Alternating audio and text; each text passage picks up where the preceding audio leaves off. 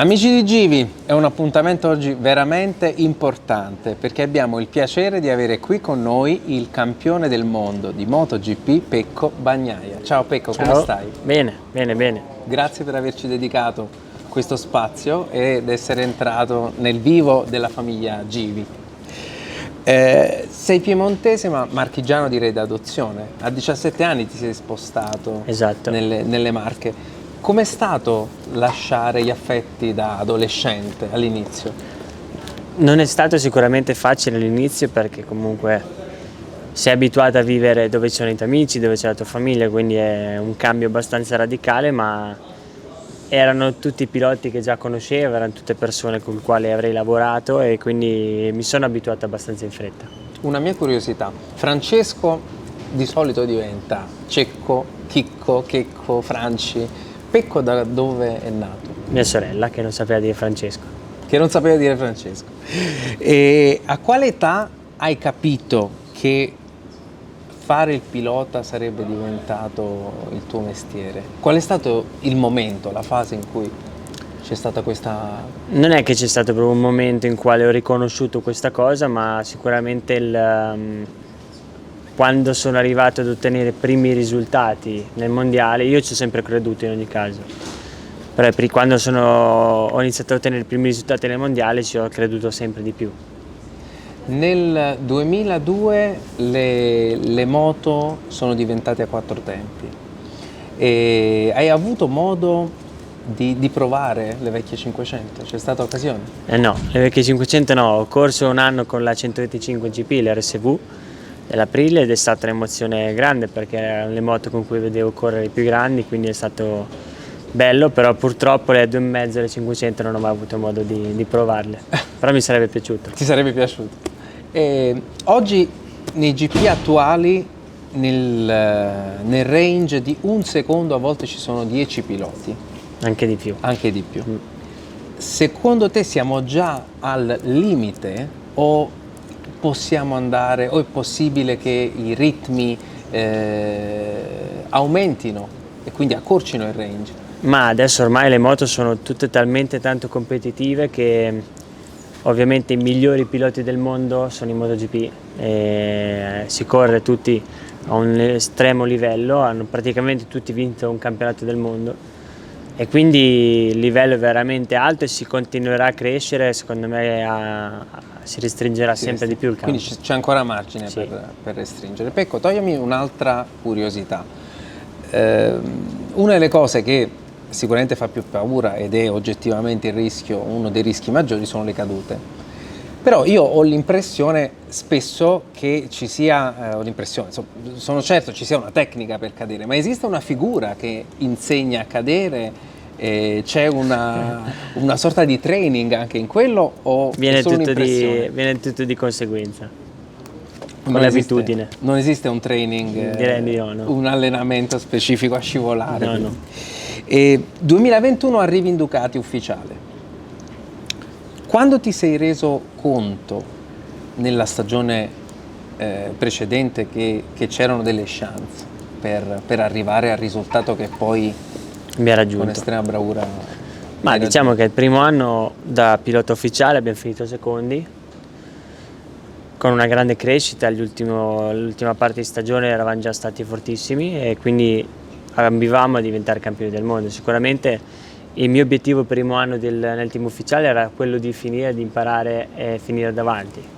Il secondo anno era vincere il titolo, quindi ci siamo riusciti.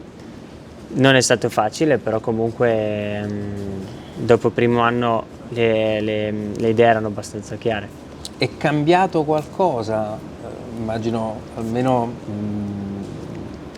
immagino di sì, però se sì, cosa è cambiato da vincitore del titolo? Senti maggiore pressione o hai obiettivi più sfidanti? Al momento non è cambiato, non sento che è cambiato tanto, ovviamente c'è più attenzione sicuramente in quello che faccio, in quello che farò, però non sento che è cambiato più di tanto. La vita di tutti i giorni la passo come ho sempre fatto, quindi al momento è tutto uguale. E e vediamo dall'esterno, percepiamo che tu abbia un bellissimo feeling con Domizia, la tua compagna. Fidanzata adesso. La tua fidanzata. Averla spesso con te nei box, o quasi sempre, mi sembra di capire, ti aiuta? È una presenza immancabile? Come vivi il...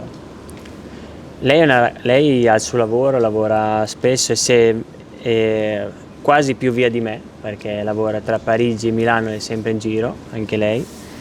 Quando si riesce a organizzare che venga alle gare, mi fa la differenza, sono contento, almeno è la persona che riesce a regalarmi un po' più di serenità sotto tanti punti di vista, e quindi ho bisogno che ci sia, e quando c'è lo sento che c'è, mi aiuta molto.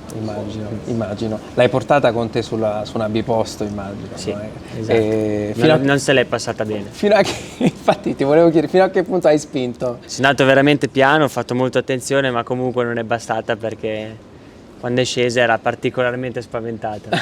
Quindi insomma il tuo manico, come si dice in gergo tecnico, comunque si è sentito. Con Gigi sono andato più forte. Con Gigi sei andato più forte. Stagione 2023, tu dall'interno la vivi in qualche modo particolare o...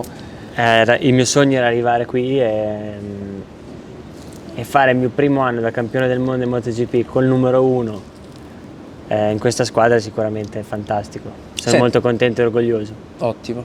E sappiamo che una delle tue passioni, se ho letto bene, è la cucina. Sì. E c'è qualche piatto in particolare in cui sei da titolo mondiale? Magari una prossima volta possiamo organizzare un Mi viene cooking molto show. bene il risotto, mi viene molto bene la pasta, però ovviamente se vai in un 3 stelle Michelin o anche, per dire, a mangiare in una trattoria di quelle vere, mangi meglio. Però i primi piatti sono quindi il tuo... Sì, il piatto forte è il tuo primo pezzo piatto. forte. C'è qualcosa che temi o vedi in maniera particolarmente sfidante per la prossima stagione? Sicuramente il fatto di ottenere grandi risultati dopo un anno così è la cosa che pesa di più, perché non è mai scontato, però lavoriamo al massimo, cerchiamo di ottenere sicuramente risultati al massimi per comunque ambire a essere uno dei piloti più forti del mondo, quindi vedremo.